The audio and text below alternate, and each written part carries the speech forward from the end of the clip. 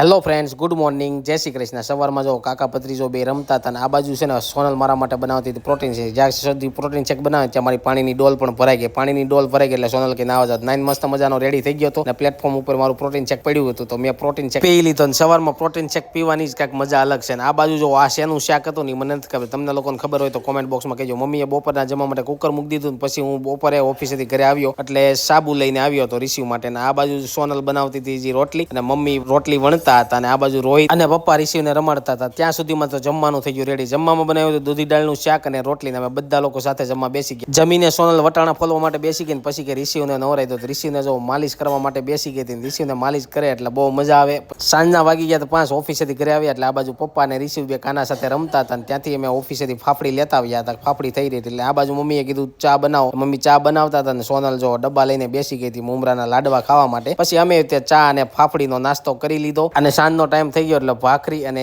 અડદની દાળ બનાવી હતી અને અમે બધા લોકો સાથે જમા બેસી ગયા। આ વિડીયો સારો લાગે લાઈક શેર ફોલો કરી દેજો। આવજો।